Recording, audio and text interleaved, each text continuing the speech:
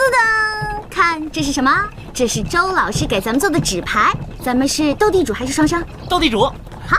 殷姑娘，斗地主为何物？双生又为何物？这斗地主呢，就是一种休闲的游戏，就是3个人玩的游戏。其中有一家呢是地主，另外2家合力击垮地主。出牌呢可以出1张，也可以出2张。3张一样的呢可以带1张或者2张。然后那个4张一样的呢就是炸弹。2张王牌呢是最大的牌了，是最大的炸弹。哎，阿果、双儿，你们不用听吗？一会儿别被赢得哭鼻子。这个晴柔之前教过我。我虽然不怎么会玩哈，但是稍微了解一点儿。我跟晴柔家离得比较近，会玩一点。我们都玩得不好啦。对，我们玩的都不好。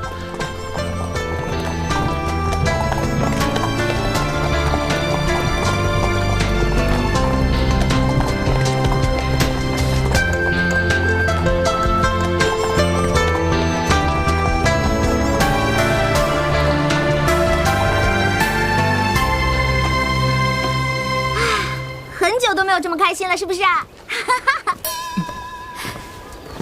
哎呦，为何会如此打扮？成何体统？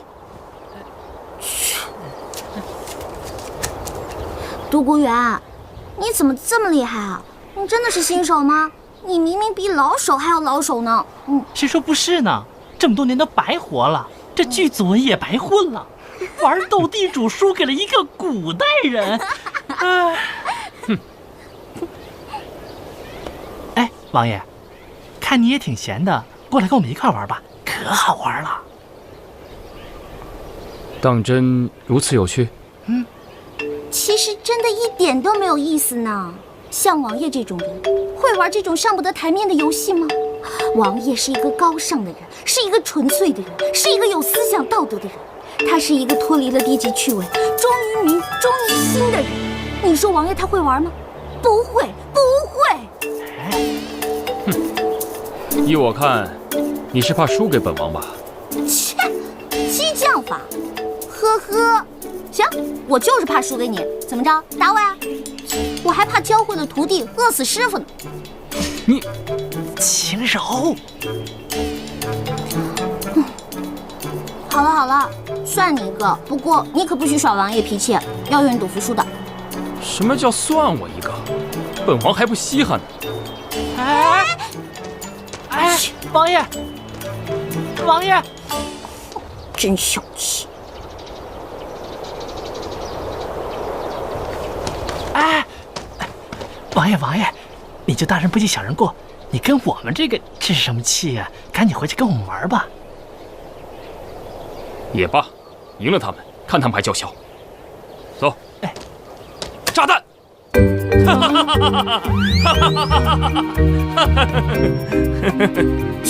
玩了，真没意思。哎，今天趁着人多，我们来玩杀人游戏吧。好。大胆！你2人怎可如此轻率？杀人乃触犯国法，怎可以游戏成之啊？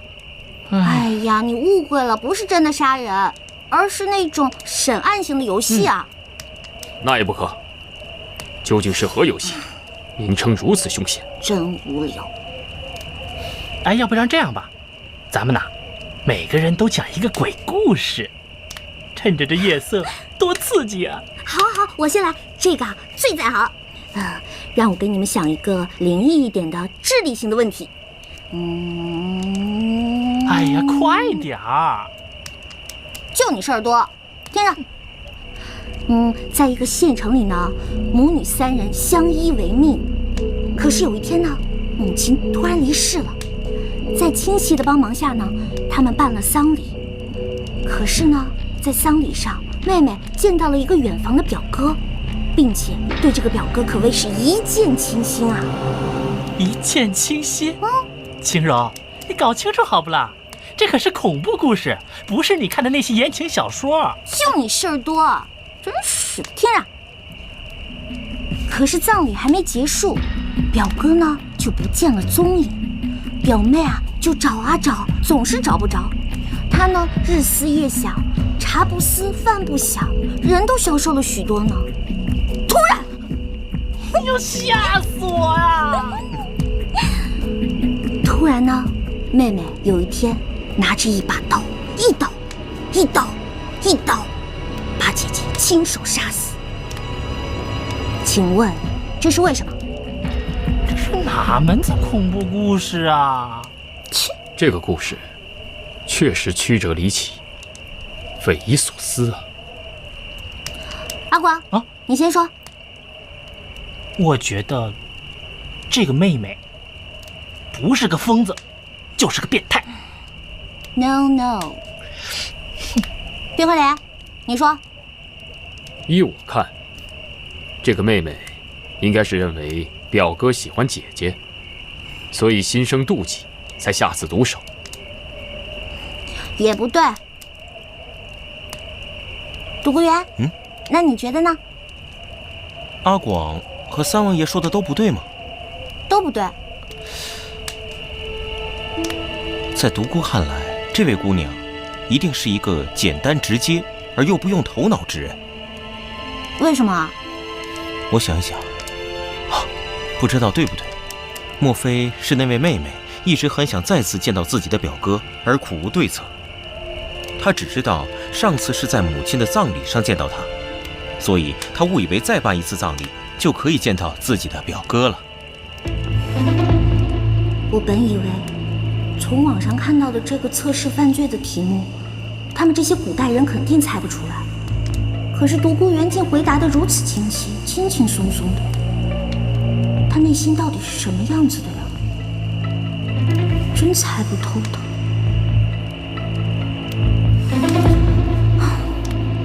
那么，晴柔，独孤公子说的对不对啊？是对的。天哪，你太厉害了！这么腹黑的答案你都能想得出来？这算什么破故事？如此阴暗。王爷，你说是吧？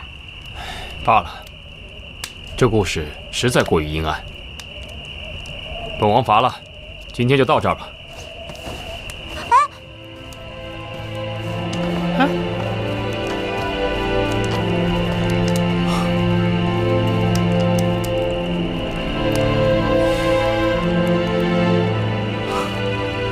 那在下也告辞了。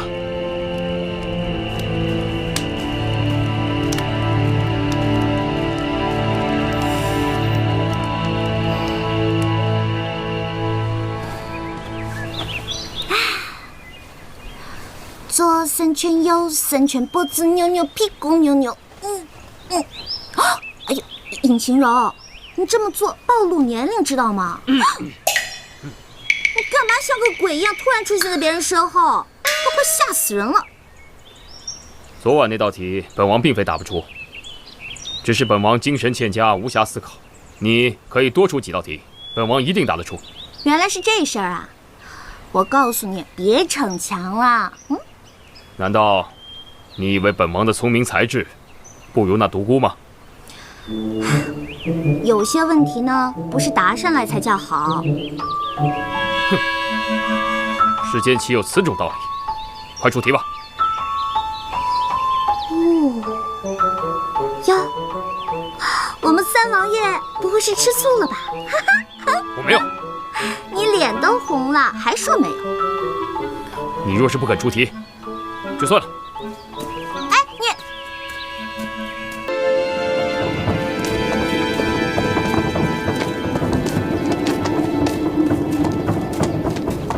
站住！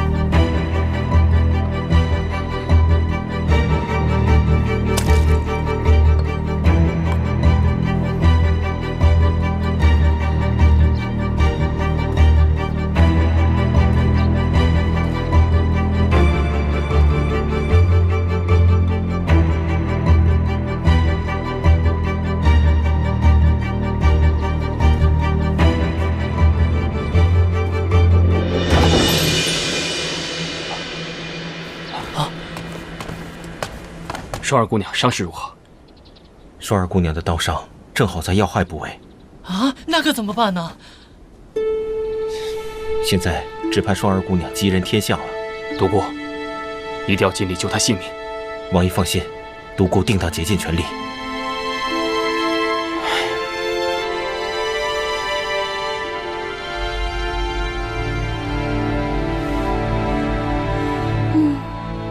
哎，你想什么呢？阿广，你不觉得很奇怪吗？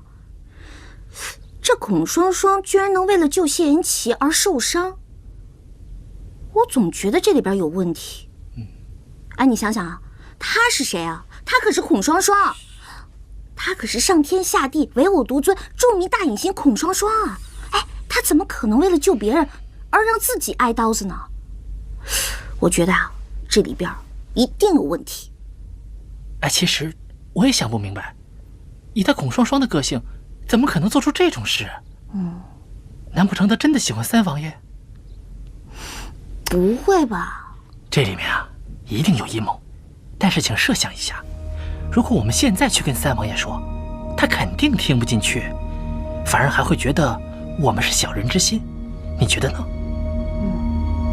我觉得还是慎重行事，静观其变吧。他孔双双虽然坏，但罪不至死。是啊。希望他能挺过这一关吧。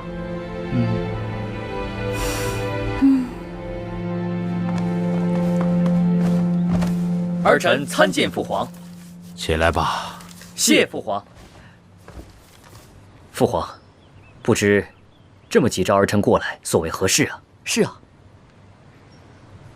琪儿在去西南的路上遇刺。啊？什么？是三哥？三哥他现在可否安好？倒还好，此刻性命无忧。朕让你们觐见，主要是与你们商议，此事究竟是何人所为，竟敢如此大胆，行刺皇子？对呀，竟敢对皇室下手，实在是猖狂。不过，父皇，现场可否留有什么线索，或者是活口？唉，信中并未提及呀。这一群贼臣乱子，实在是胆大包天。不过父皇，请你放心，臣儿一定会将此事查个水落石出，也好给三弟一个交代。父皇，儿臣请旨，去接三哥回宫。琪儿说，他一定不辱使命。三哥这是何苦呢？三弟尽心尽力为父皇办事，实属朝廷社稷之福啊！让为兄实在是惭愧啊！婵儿啊，刺客身份之事，就由你去查。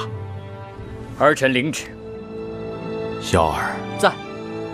你在禁军中选些精壮之士，随你一同去护卫你三哥一行。是，儿臣领旨。下去吧。儿臣告退。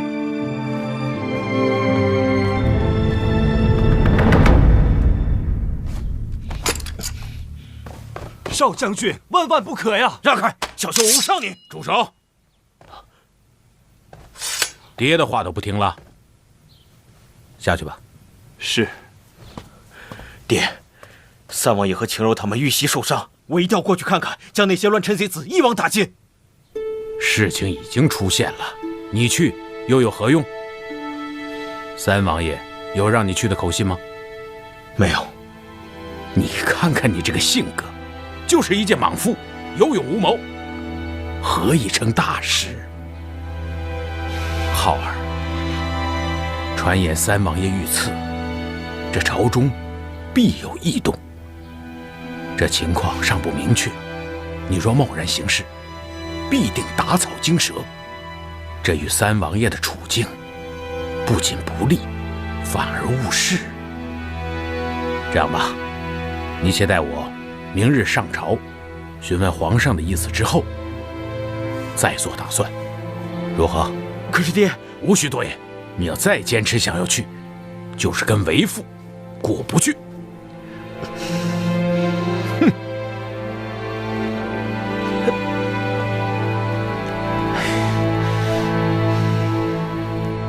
妻儿这段时日，真是多灾多难。幸好此次无碍，要不然，可让我怎么活呀？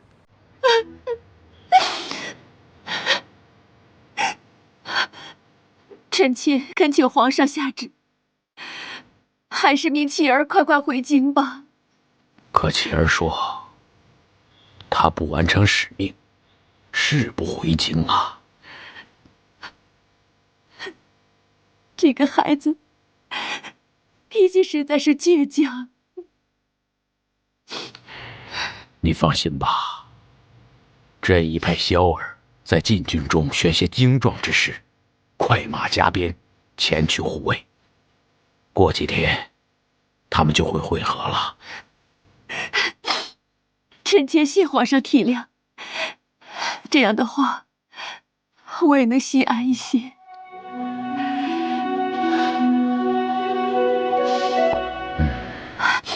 可皇上，你又在为何事而忧心呢？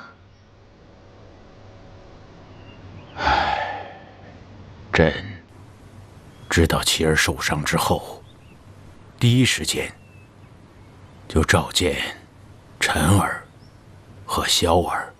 萧儿第一句话就是关心颜齐的安危，可陈儿关心的却是否抓到刺客，是否留有活口。这让朕也多了一些忧虑啊。这萧儿与妻儿素来亲近，又是手足，他关心妻儿是无可厚非的。再说陈儿与妻儿萧儿又是同一血脉的兄弟，他关心是何人所为，也是在替皇上分忧啊。不论如何，兄弟手足之情比任何事情都更加重要。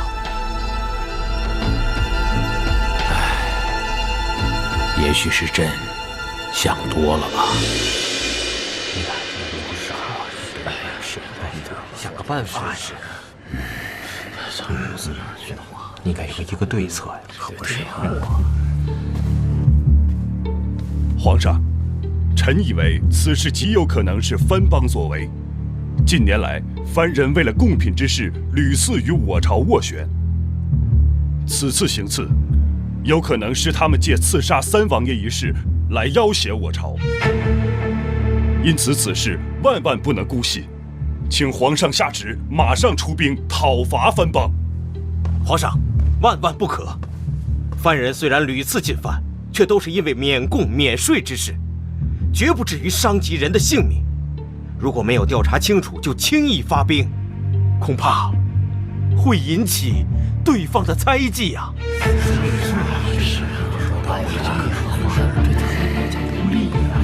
臣恳请皇上立刻出兵，以扬我朝之威呀！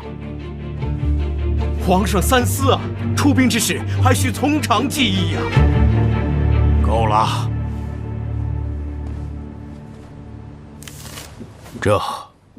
这是三王爷的手书，小球子，读给他们听听。是。父皇亲启，儿臣此次虽然遇袭，但并无大碍。此事儿臣定会彻查，但在水落石出之前，还请父皇不要大动干戈，切勿让那些贼人以为大事已成，钻了空子。儿臣此行定会查明贡品被劫真相，不负众望，还请父皇勿念。三王爷果然仁义啊！琪儿此举，乃我朝社稷之福。皇上英明。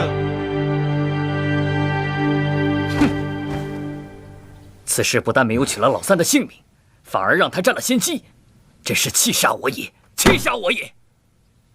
他谢延琪这步棋实在是高明啊，尽得皇上的心意。舅舅，你说他此次遇袭，会不会已经掌握了什么证据呢？这个我也说不清楚。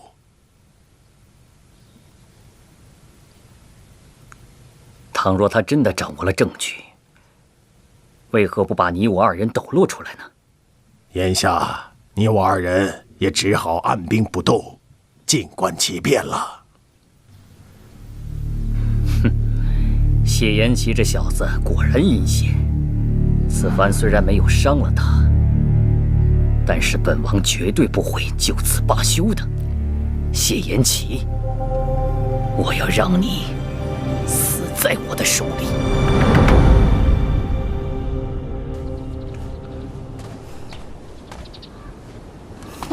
青柔，双儿姑娘伤势如何？我已经替她换过药了，而且她现在意识不清，正睡着呢。你就放心吧，阿广正在里面看着呢。哦，那独孤呢？独孤为了给双双疗伤，动了真气，所以现在在屋里静养呢。青柔，为何我觉得你在与本王置气呢？没有啊，我只是觉得你有心问我双儿姑娘的伤势，倒不如想想是何人行刺你吧。哦，这行刺之事，之前独孤也有提过。他认为此事必是谢延辰所为，还建议我务必与他抗衡到底。你说你这次微服出巡本来就十分隐秘，朝中之人就没有几个知道的。可是那些贼子为什么会知道你的所在呢？而且这些贼人分为两拨人马，第一批人呢，一看就是山贼，他们只图钱财，行动也十分的果断。可后面那些黑衣人呢，一看就是训练有素，而且行动也颇有章法。哦，最重要的是呢，他们根本不贪财物，是直冲着你来的。所以我就想，这些黑衣人的幕后主使，一定是知道你身份的人。而这朝中能有行刺动机的人，也只有谢延辰了。一开始我也这样认为，但后来我越来越觉得此事没有那么简单，还有很多地方值得仔细参详。要说此事是二哥所为，到目前为止也只是推断。在我看来，谢延辰不过是一个幌子罢了。也许有人只是想利用他的身份。对。不过，不管此事背后的指使人是谁，我都已上报于父皇，必将此事彻查到底。还望父皇保重龙体，慎重出兵，以免打草惊蛇。还是你想的周全，而且啊，以德服人。希望那些贼人啊，不要再出来。给你点个赞，噔噔。哦，这双儿姑娘伤势一事，还要多谢你啊。毕竟她是因我而受伤，还望你莫要误会于我。哼，我才不管呢。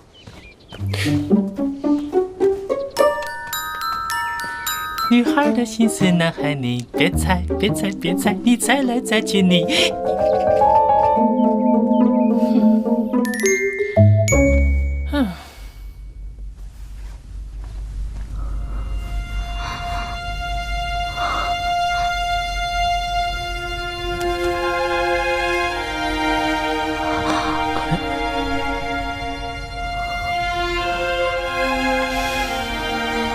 双儿姑娘，你还是好好休息吧。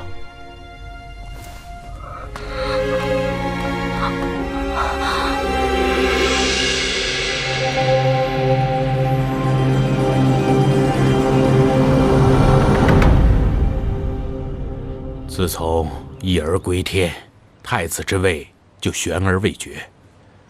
众爱卿，你们怎么看呢？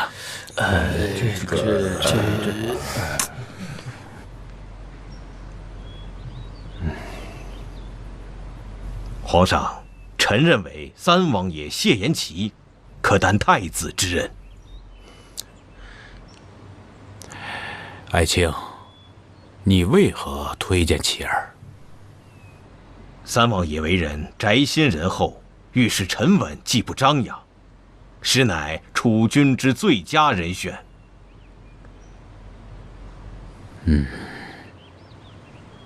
启禀皇上，臣推荐二皇子谢延臣。相国，方才朕问你，你为何不说？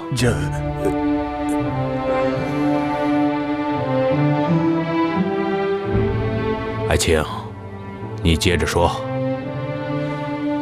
皇上，三王爷此次在彻查贡品被劫一事的路途中，一路上体察民情，为民伸冤，即便是在遇到贼人行刺的凶险环境下，也能够临危不乱，率众人御敌，坚持不辱皇命。此事做得有理、有据、有度。若再有皇上的悉心培养，臣相信三王爷将来定当成为一代明君。皇上，臣……罢了，别沉的了。朕累了，你们都下去吧。臣等告退。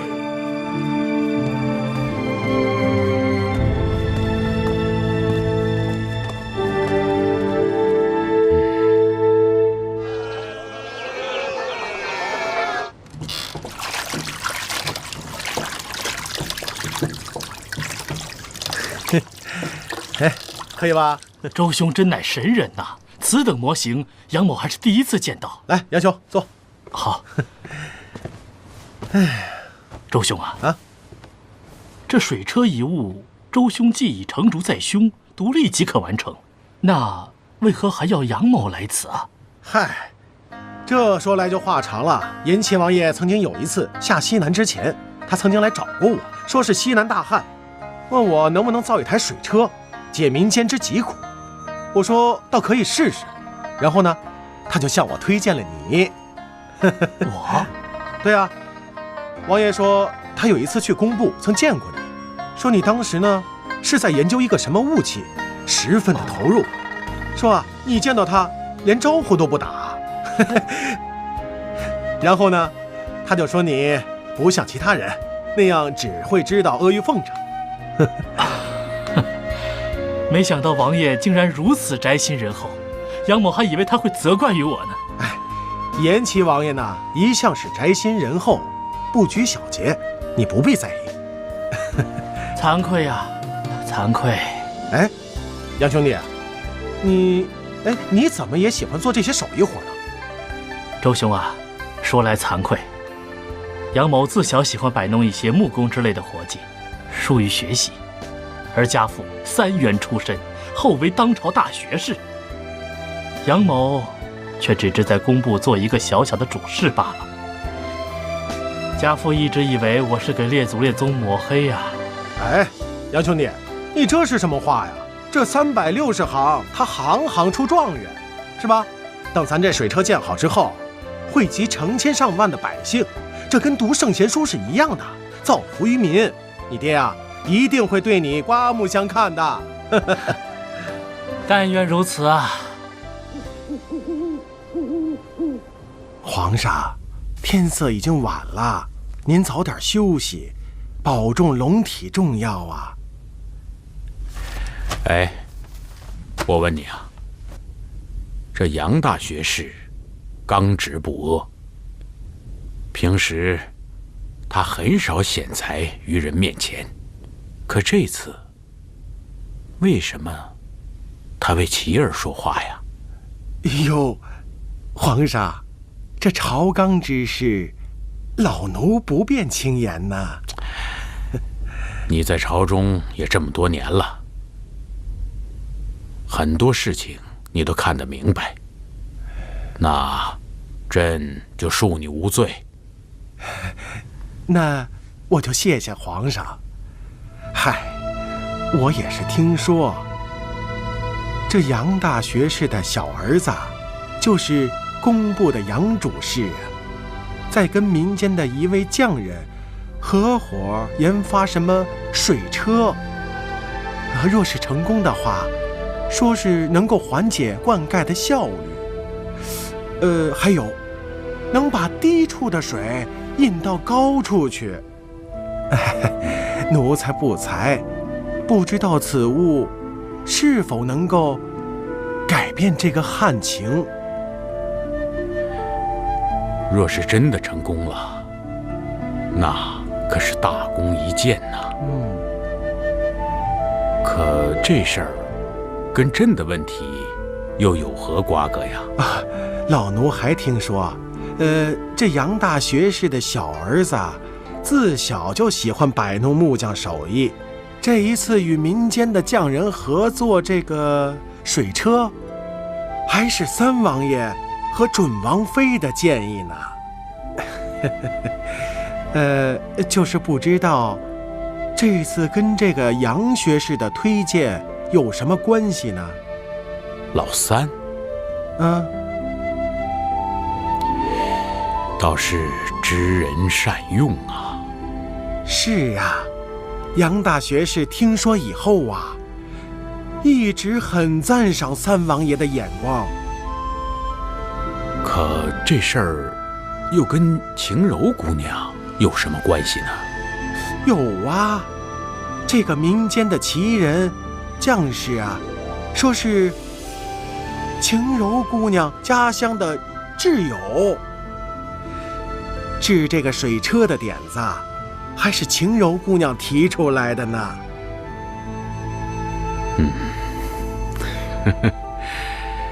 这个老三呐，倒是找了一个贤内助。这朕就安心了。哎呦，贺喜皇上啊！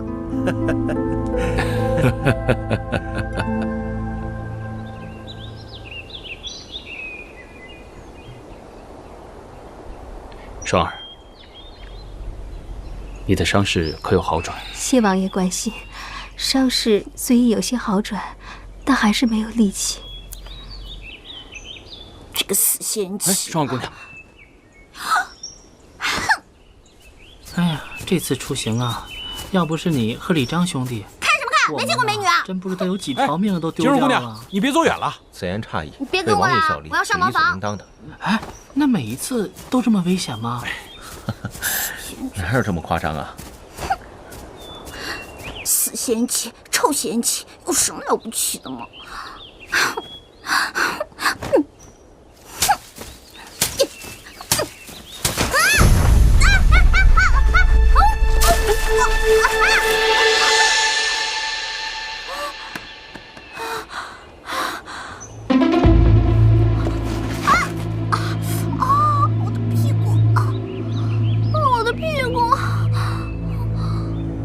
尹姑娘，尹姑娘，快来！哎，你看那些是不是接贡品的人？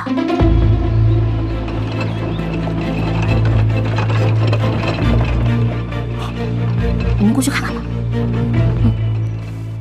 快点，跪下，跪下！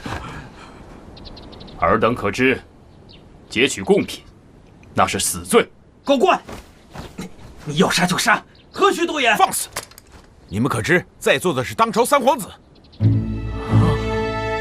三王爷，王爷恕罪啊！王爷恕罪啊！小的有眼无珠，冒犯了王爷，还望王爷海涵啊！可是王爷，我等可是良民呐，早就听说王爷您要来，现在看来，真的是老天有眼呐！王爷，草民有冤情啊！有何冤情啊？今年我们这里遭遇大旱，民间也闹了饥荒，百姓流离失所不说，朝廷还不减免赋税。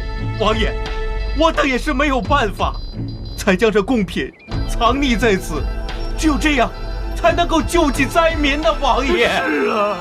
哼，一派胡言！朝廷得知西南大旱，早已责令地方官员酌情减免赋税。王爷，草民绝无虚言呐。那些乡绅大户们与知府合谋征收的赋税，不但不减，反而比往年更加呀！王爷，我等也只是想讨个活命啊，王爷。就凭你一面之词，本王怎可信你？他们没有说谎。过来，我去附近的村子看了，发现都是这样，村民们都可以为他们作证。王爷，他们确实没有说谎啊！要是没有他们，村子里还不知道要饿死多少人呢。乖，既然如此，就待本王体察民情之后再做决断。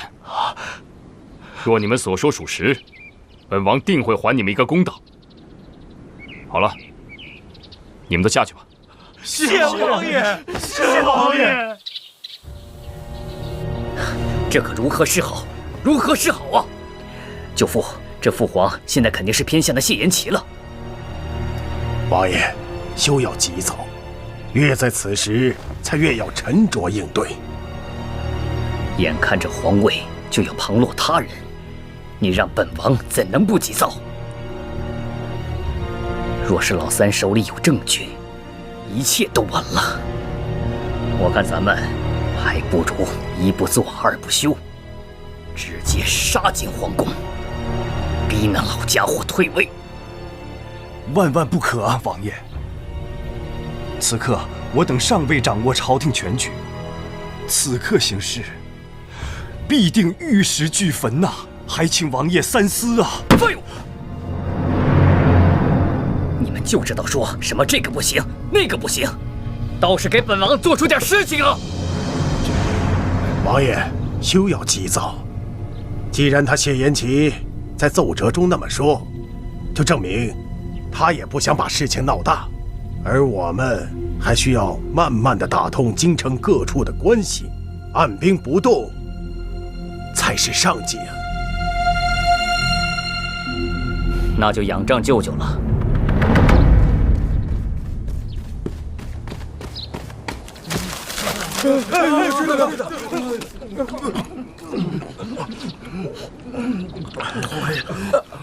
喂，冰块莲，你没事吧？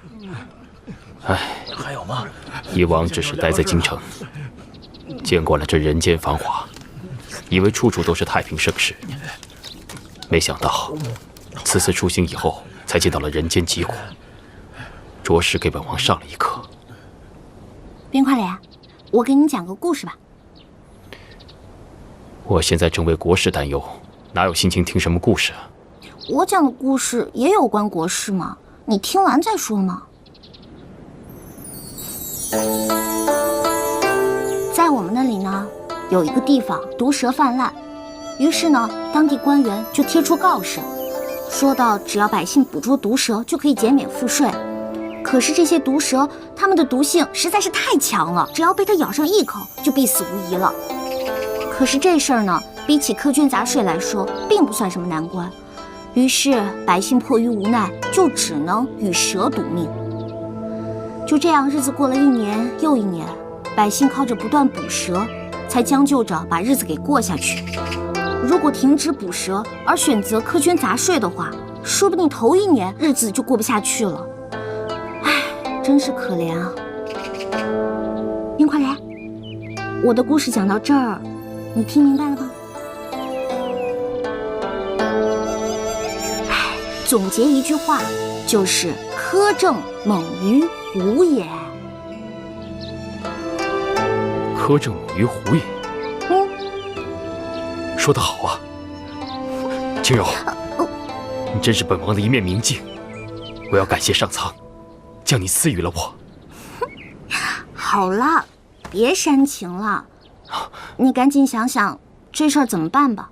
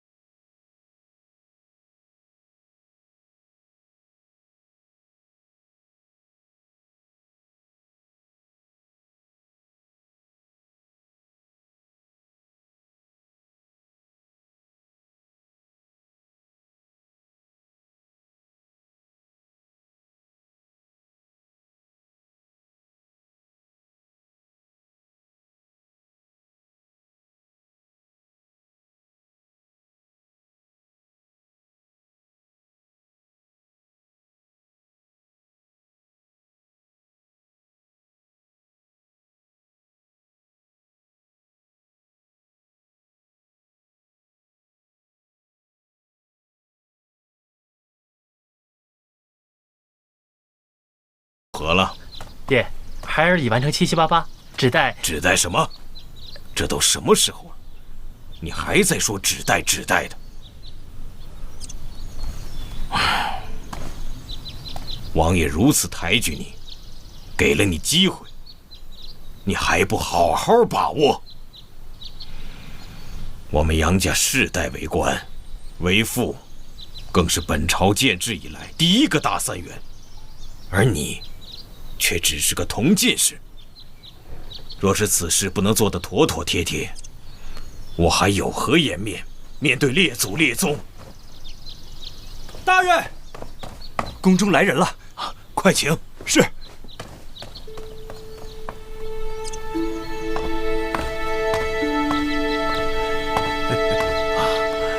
杨大人，邱公公，皇上口谕，请杨大人进宫议事。公公可知皇上找我何事？杨大人，您误会了，皇上找的是这位杨大人。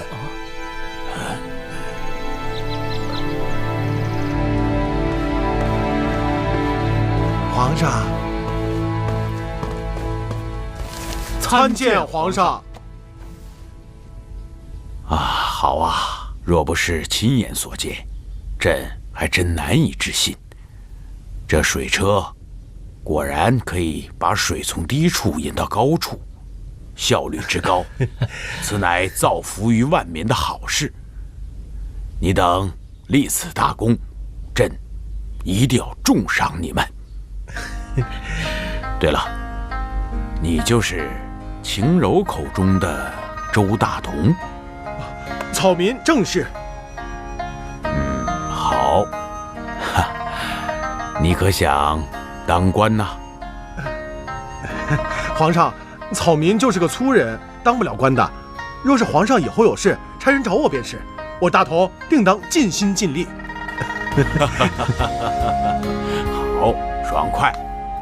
既然不想当官，那你要什么赏赐啊？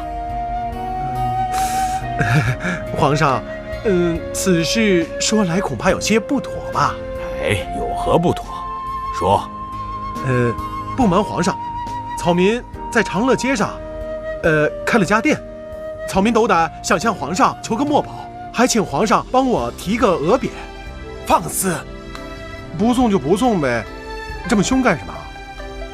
皇上，除此之外，朕还要赏你黄金100两。谢皇上。你就是杨大学士的公子？启禀皇上，微臣正是。杨大学士求见。宣。皇上，微臣不知皇上召犬子进宫所为何事，若是他作奸犯科，还请皇上责罚微臣。杨大学士啊，你也不问问清楚，这哪是什么作奸犯科之事？分明是你养了个好儿子，他们俩做了一台水车，帮朕解决了西南大旱，造福于万民。朕赏还来不及呢，啊，怎么到你嘴里就成了作奸犯科了？啊，来，赏！臣替犬子谢皇上，谢皇上。1号参见王爷。你来了，你是让我跟你一块迎接三哥的吧？正是因为此事而来。实不相瞒，我已经准备好了酒菜，只待迎接他们回来了。我也多日不见我那调皮的妹子，甚是想念。那还等什么？咱们走吧。好，走。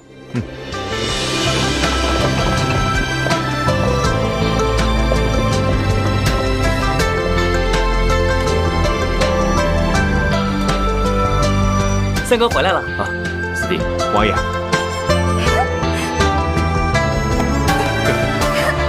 小四，大哥，多日不见，丰腴了不少。你说什么呢？我哪里胖了？王爷，这一路你们辛苦了啊，不辛苦。总算是不负父皇所托，有所成效。我们可担心死你们了。哎，我有点饿了。好，走吧，那我们先回府吧。走吧。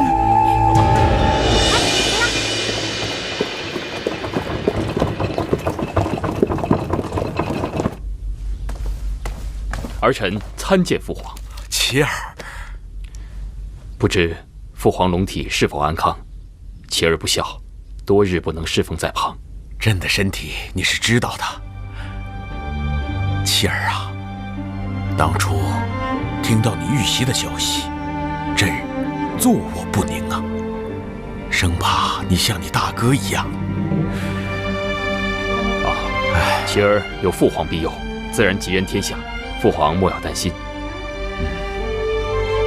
父皇，儿臣寄给您的信，您可收到？啊，收到了。那些贪官污吏，朕一命刑部处理了。水车之事，朕已下令，各地府衙照批制作，大兴水利，造福于民。父皇明察，万民有福。儿臣替百姓谢过父皇。起来吧，琪儿。谢父皇。来与父皇谈一谈你在路上遇到的奇闻奇事啊。好。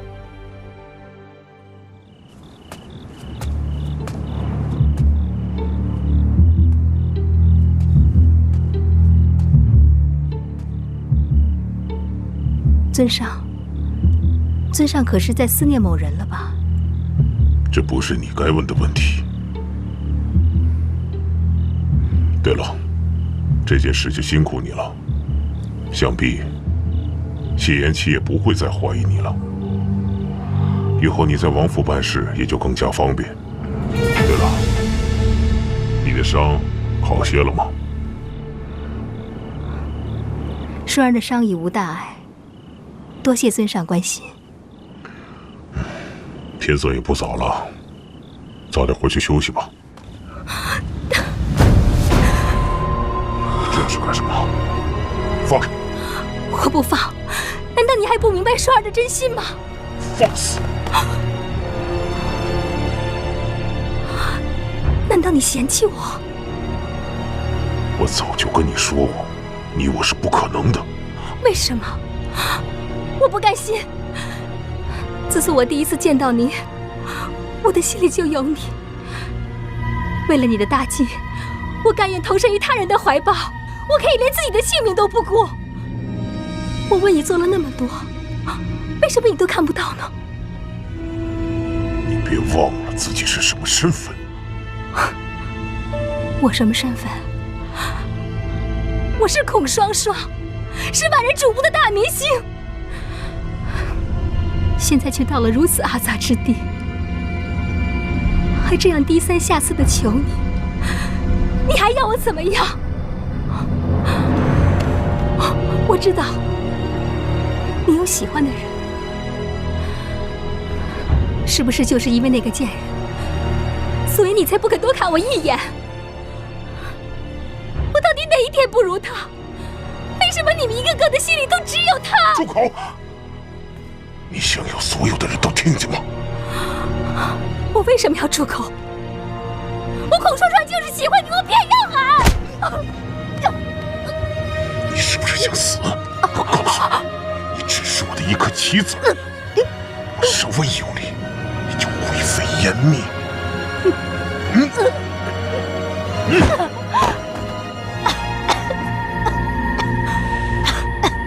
你不是想帮我做事吗？我给你机会，明天你去指证谢延辰，时间地点你自己选，用你自己的方法。若是你办不成，就不要来见我。哼！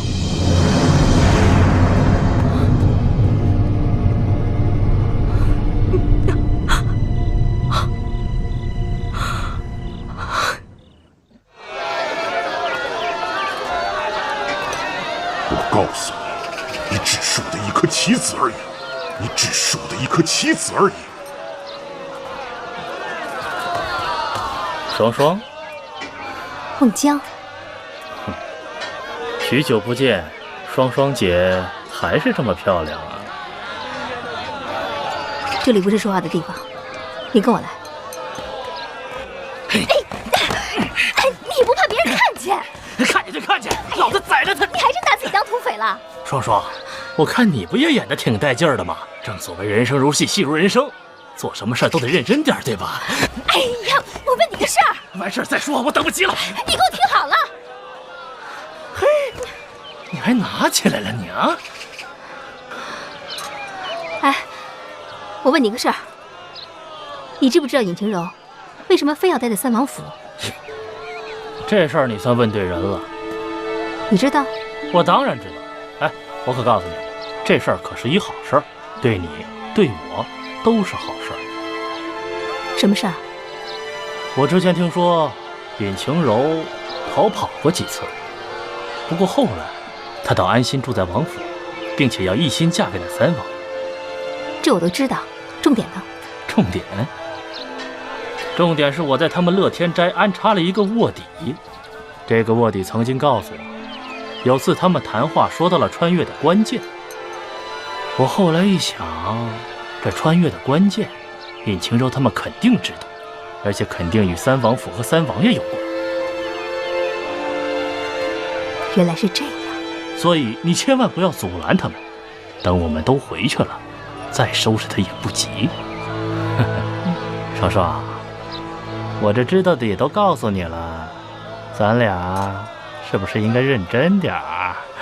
哎呀，我有事让你帮忙，只要你答应我，我自然依你。好，大明星都说话了，甭说是1件，就是10件，老子也应了你。行，那你等我通知吧。好。哎呀，干嘛呀？又怎么了？去找间客栈嘛。哎呀，走，快点儿！大人，双儿姑娘有要事求见。让她改日再来，本王有要事。且慢，既然已经收她做了义女，现在她可是我们埋在谢延琪身边的一枚棋子，她可是我们翻盘的关键。也许她此次前来真的有要事禀报。让他进来吧。是。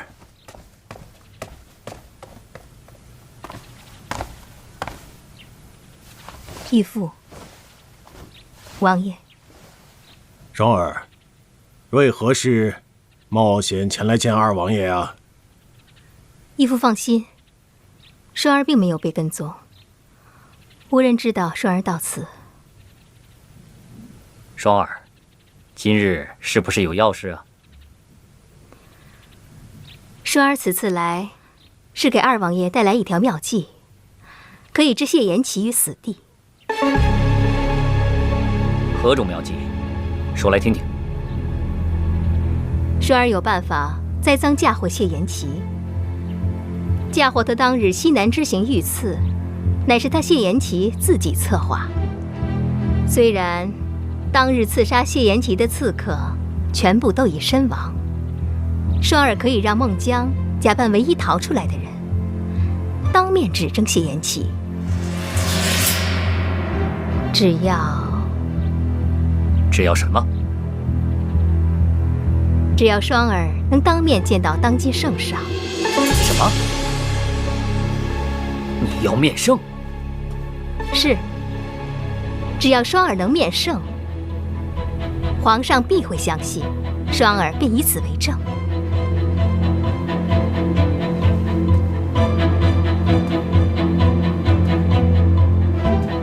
不可，此事已盖棺定论，本王不想再生事端。义父，请相信双儿，只要双儿能面圣，此计必成。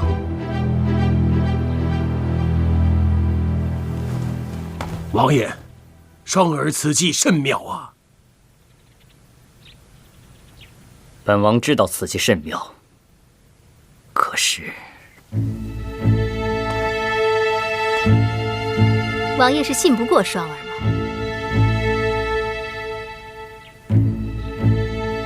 既然王爷信不过双儿，那双儿也只有撞死在这堂前，以死来明志。且慢，王爷，双儿他一片赤诚，你可要早做决断呐！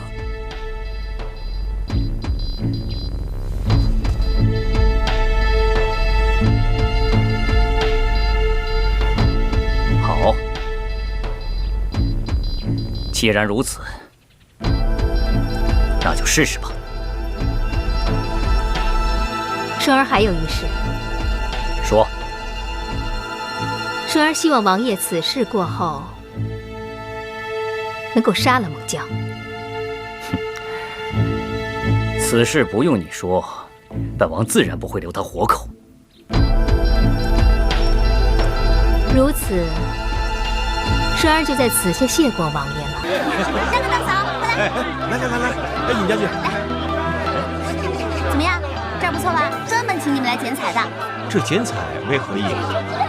这剪彩嘛，这剪彩啊，是我们家乡的一种礼仪，就是呢，建筑呢投入工作，然后完成了可以使用的时候，也就是图个吉利了。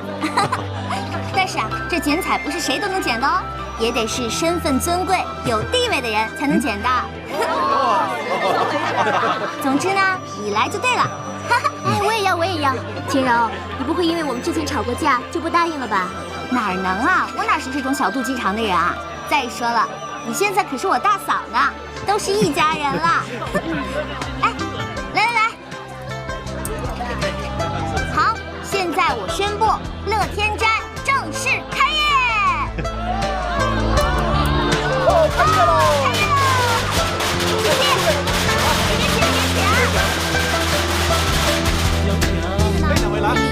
多用，可以放在家里观赏。哎，杨尚书，青柔姑娘，恭喜！同喜！现在啊，不能叫杨主事了，应该叫杨尚书。青柔姑娘取笑在下了，恭喜杨兄升官了！哎呀，周兄言重了，要不是周兄啊，我现在可不是这个样子。哎，哪里啊，咱们都是自家兄弟嘛。我先带你到里面去看一看，来，到处走一走。行。周兄，这是……哦，这个嘛，这个就是咱们的镇店之宝了。镇店之宝，这是做什么用的呢？哎，杨兄，这个以后再给你解释。哎呀，以后慢慢给你解释。我们先到那边去看看，好吧？来，尝尝我们这边的酒。来，杨尚书还请尝尝我们的美酒，尝尝味道怎么样？青柔，上酒了！这是我们自己酿的。我先过去啊。来，上酒！欢迎各位光临啊！刚才实在是怠慢了，都有怠慢，请包涵，多多包涵。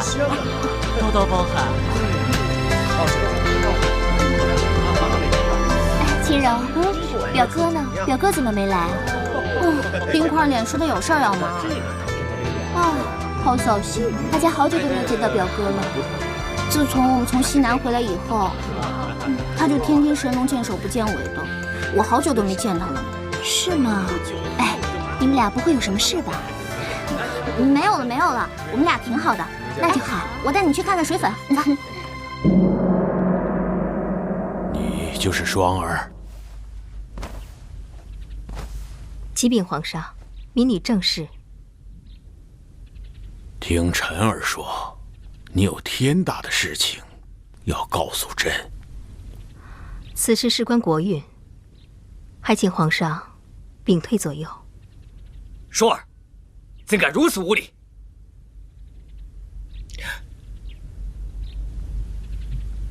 你们都下去吧。父皇，这……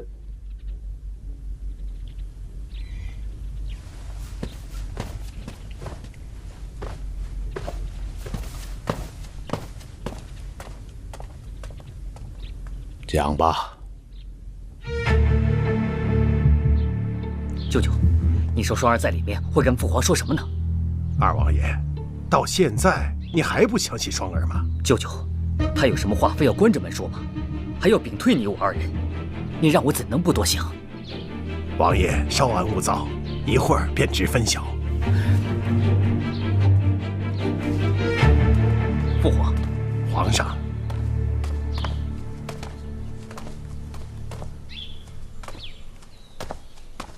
双儿姑娘，你说的这些朕都记下了。朕一定会仔细查证。你先退下吧。是。父皇，儿臣还有。朕累了，回宫。起驾！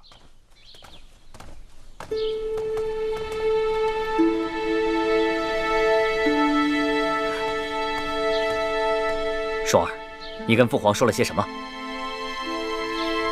双儿只是把内外与二王爷说的，又重复了一遍而已。那父皇怎么说？皇上问双儿这么做的原因是什么？你又如何作答？双儿说，与那三王爷有杀父之仇。王爷可满意了吗？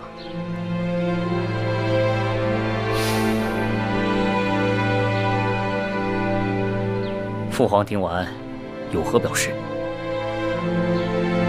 皇上说会彻查此事，还会找双儿去找孟姜过来。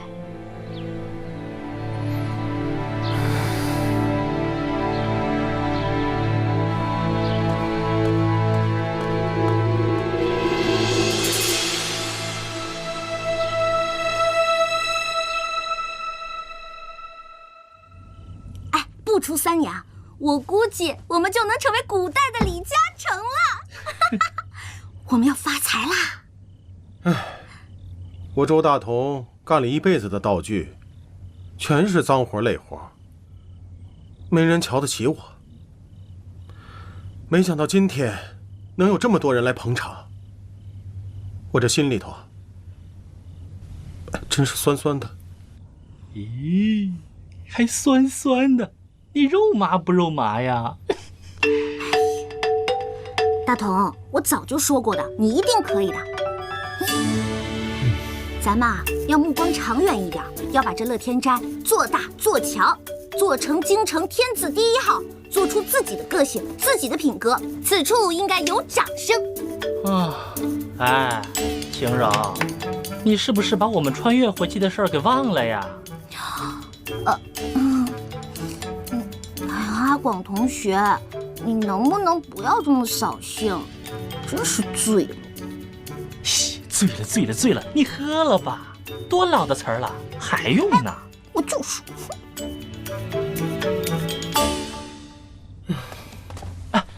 王爷来了。王爷，本王今日公务在身，没有前去道喜。这是本王的一份薄礼，还望周兄收下，以表歉意。哎呀，王爷哪里话？今天我们这乐天斋能开成，完全是王爷您的帮助啊，您大可不必多礼啊。啊，一点心意嘛。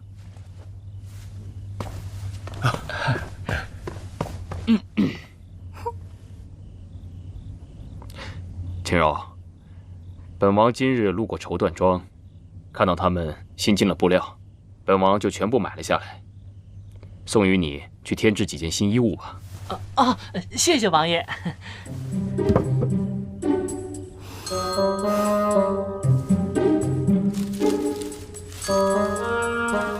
这个给你。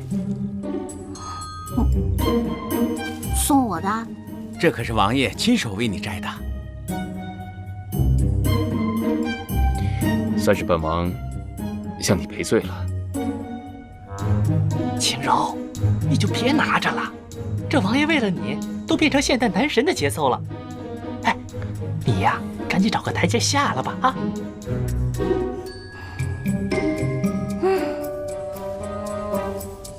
那好吧，既然你都送我花了，那我原谅你了。王爷，奉皇上口谕，速召您进宫。公公可知父皇急召我进宫是为何事？王爷能否进一步说话？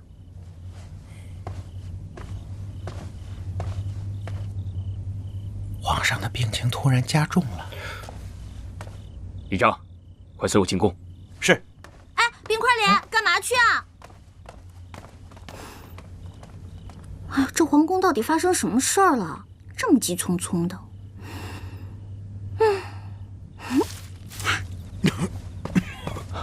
父皇，来人呐！传太医。琪儿，到朕这儿来。是。让朕好好的看看你。时间过得真快呀，转眼间你们都长大成人了。朕突然想起来，你们小时候，那个时候你们一个比一个调皮，整天围着朕打闹，让朕陪你们玩耍。那些画面，朕还能记得清楚呢。是，妻儿也记得。岁月如白驹过隙，不由人意呀。你大哥潸然而去，为父母者，白发人送黑发人，可悲可叹啊！父皇，大哥的事都过去许久了，还望父皇不要太过于介怀，保重龙体要紧呐。朕的身体，朕很清楚。这些日子啊，你尽心尽力的辅佐朕，我这个父亲呢，早就看在眼里。父皇，这些都是儿臣应该做的。只有你最像朕了，妻儿啊！朕100年之后，你和你的兄弟一定要互帮互助，千万不要反目为仇，让朕寒心。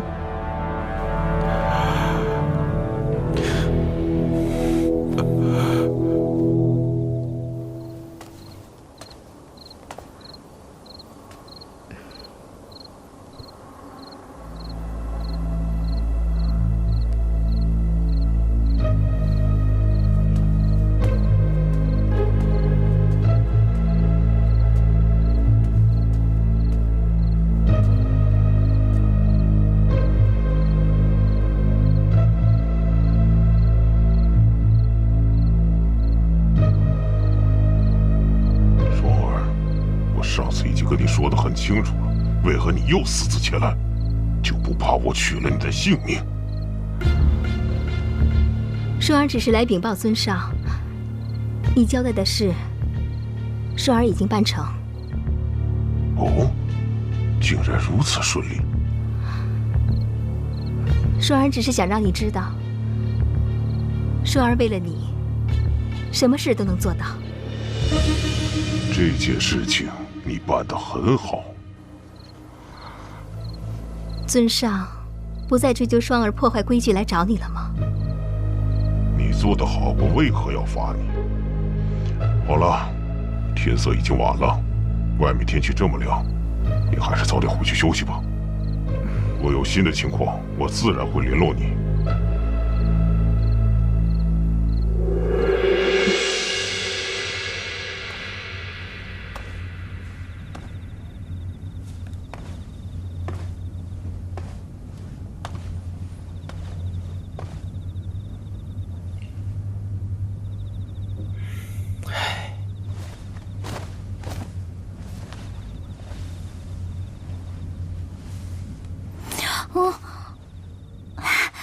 你回来了。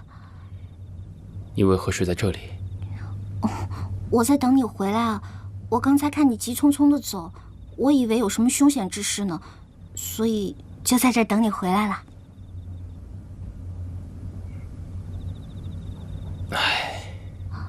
怎么了？今日进宫，竟发现父皇白发丛生，苍老了许多。身为皇子，我这心情难以名状。那你以后就多陪陪他老人家呀。人在小的时候会经常围在父母身边，人慢慢长大，陪在父母身边的时间就越来越少了。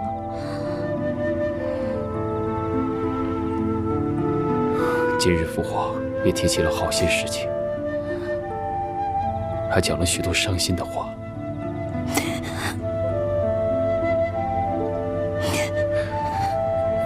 你怎么了？我也想我爸妈了。与你相处多日，还未曾听你提起过他们。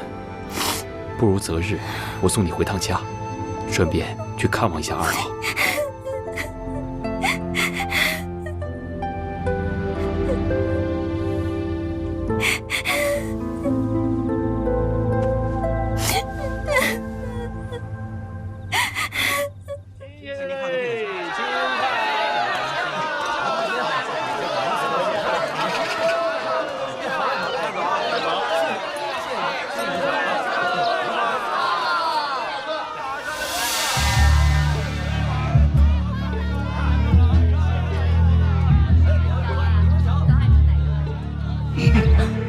吓我一跳。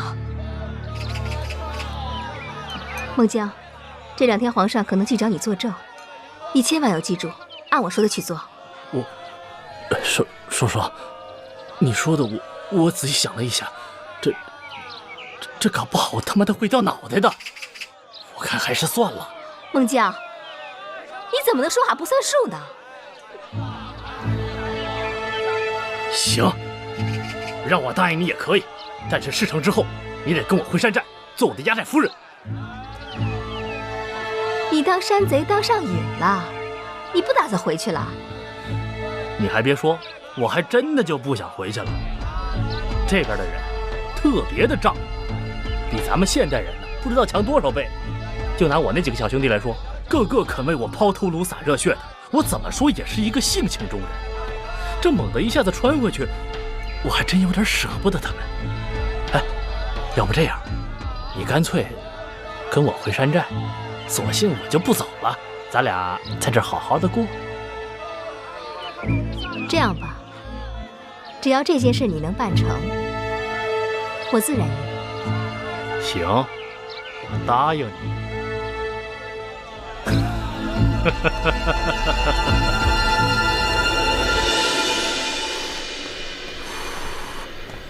哎，独孤，你看今天天气多好啊！依在下看，怕是要变天了。你真爱说笑，这万里无云的，怎么可能会变天呢？此天非彼天。什么意思？我不太明白。如果我没有猜错的话，三王爷马上就会被设立为太子。哎，那这是好事儿啊！而且，他一定会是一个好皇上的。可是，青柔，你有没有想过自己呢？我？按祖制，立为太子，侧妃就有4人。你愿意与他人共同分享你的夫君吗？我不知道。我记得你曾经跟我说过，爱是2个人的事情，要一心一意。难道今天你就要违背自己的誓言吗？哎呦，我不知道。青柔，我愿意为你放弃自己的一切，一心一意的只爱你一个人。他谢延琪可以做到只爱你一个人，放弃自己的一切吗？哎，不要再说了。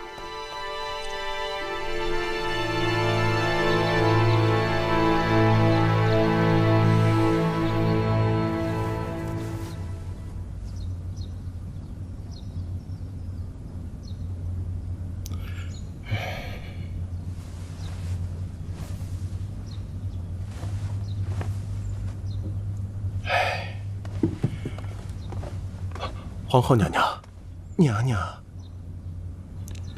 皇上的病怎么样了？皇上服药也有月余，可是这病始终不见好转，怕是什么？说。皇后娘娘，受微臣直言，皇上怕是已病入膏肓了，还请皇后娘娘早做打算。你说什么？给我拖出去斩！饶什么？皇后娘娘饶命，饶命啊！好了，皇上下去吧。罢了，这不怪他们。皇上，哭什么？这都是定数啊！朕的病不得向外透露半句。若有人走漏一点风声，朕诛他9族。皇上，好，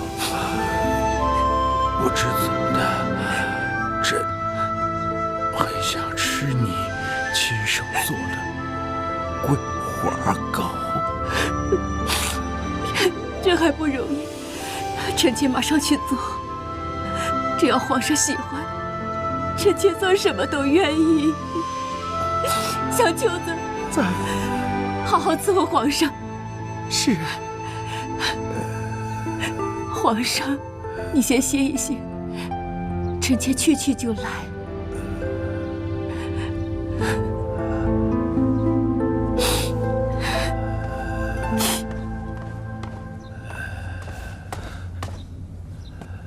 双儿说的猛将，你审问的怎么样了？回皇上，奴才已经亲自审过了，双儿姑娘所言不差。这几人所讲的不能全信，你好生盯着他们。朕断定，这背后一定会有更大的阴谋。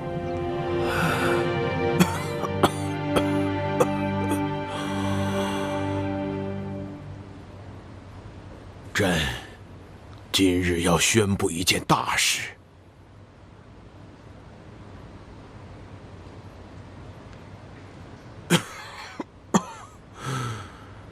小球子，宣旨。是。三皇子谢延齐听旨。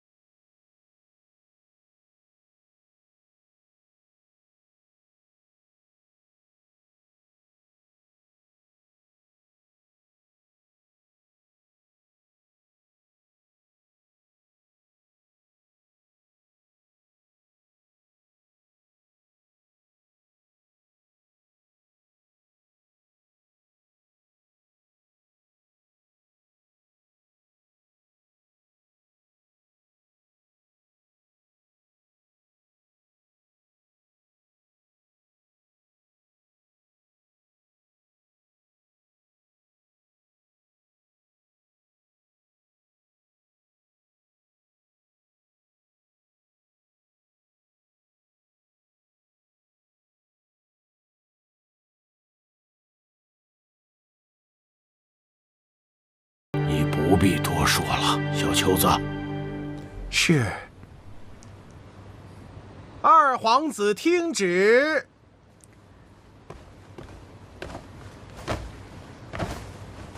二皇子谢延臣，亲昵小人，疏远君子，即日起降爵一等，钦此。